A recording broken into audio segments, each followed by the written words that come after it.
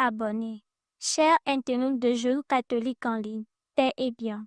Après Lomé à Néro, nous déposons notre bagage de pèlerin de l'espérance à Cara pour recevoir un prêtre de Jésus-Christ. Cher Père, présentez-vous. Jeunes catholiques en ligne, bonjour. Je réponds au nom de Mathieu Kalemao, prêtre du clergé diocésain de Cara, secrétaire de l'évêché, responsable diocésain des vocations sacerdotales, responsable diocésain de communication et nouveau président de Signis Togo. Père, comment peut-on comprendre ce cri de Jésus sur la croix? J'ai soif. En ce temps de carême, où nous sommes invités à méditer tous les vendredis le chemin de croix, nous pouvons entendre Jésus lancer ce cri. J'ai soif. Par cet appel, Jésus nous révèle simultanément un homme qui a soif de Dieu et un Dieu qui a soif de l'homme.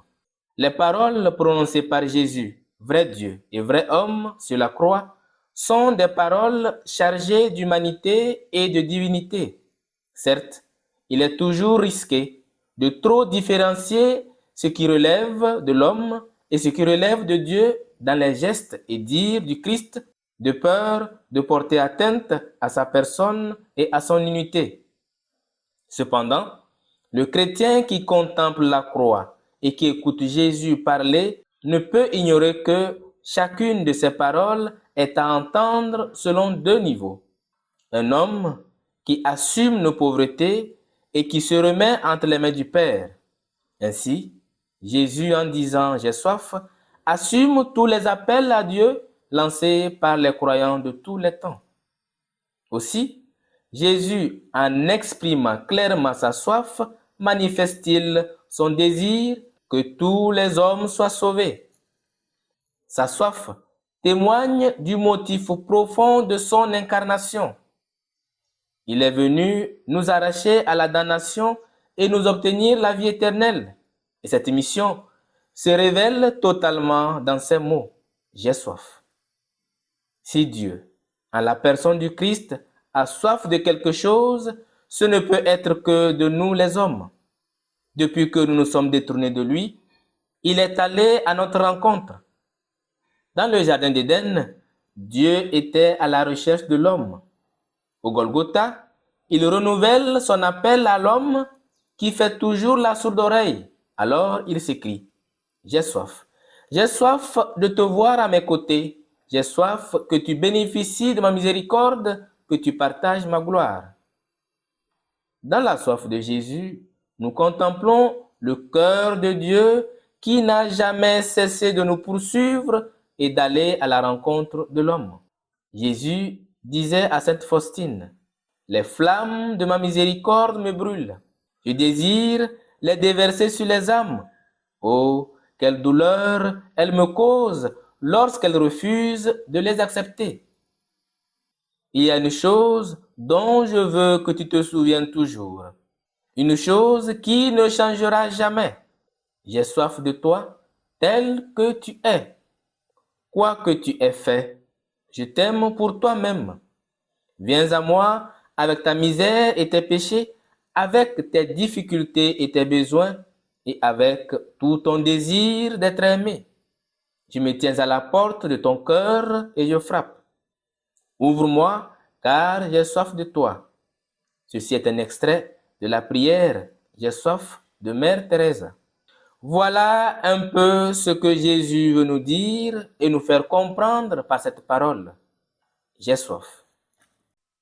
Cher Père, à quoi nous invite ce cri de Jésus en tant que communauté chrétienne aujourd'hui et comment pouvons-nous répondre au cri de soif de ceux et celles qui souffrent dans notre entourage, que ce soit de souffrance physique ou spirituelle?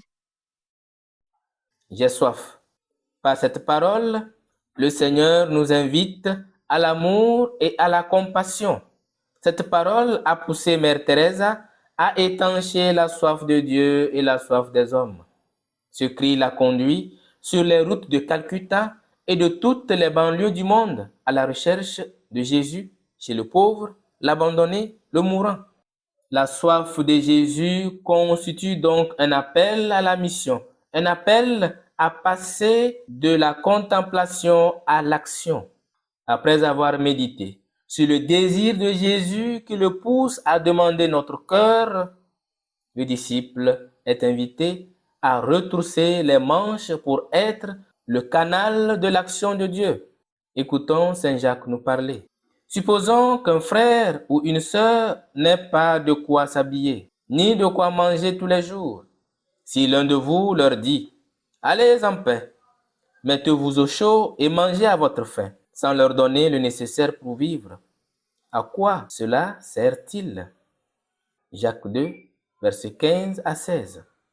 Il nous faut donc passer à l'action en laissant nos cœurs s'émouvoir devant la misère de nos frères et sœurs. Le monde a besoin d'être sauvé. Sauvé du péché, oui, mais aussi de la faim et de la soif de vivre décemment.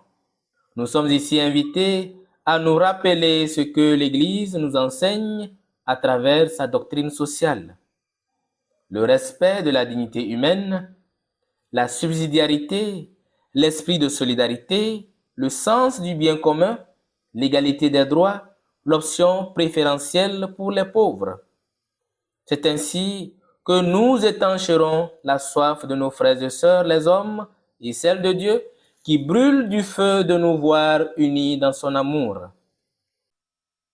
Padre, quelle est la raison pour laquelle le carême est une période favorable pour répondre à notre soif spirituelle et renouveler notre foi?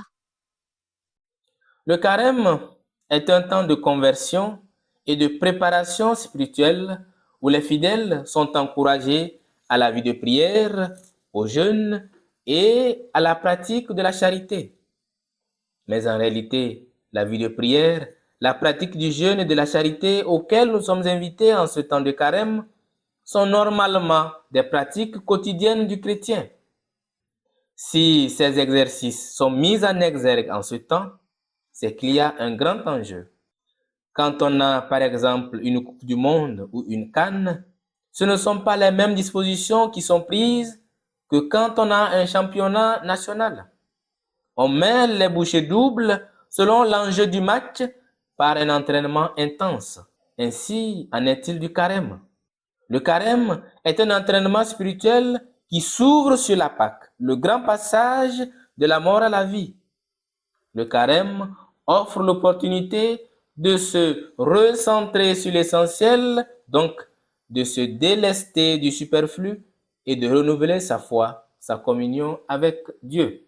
Le carême est un temps de rencontre intime avec le divin où chaque croyant est invité à se laisser guider par l'Esprit dans une démarche de décentrement pour se remplir de Dieu.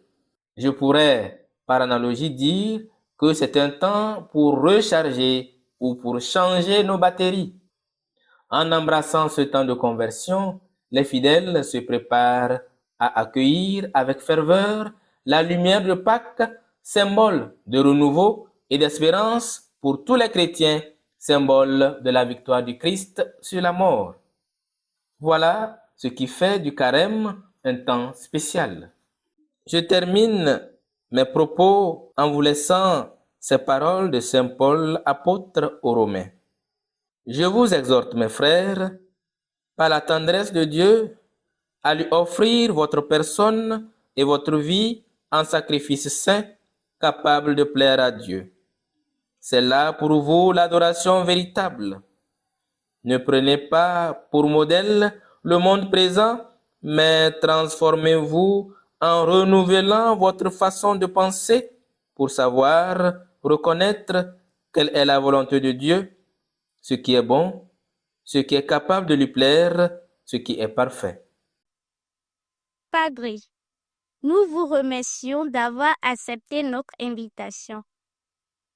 Je vous remercie pour cet entretien et je souhaite à tous et à chacun une bonne marche vers Pâques.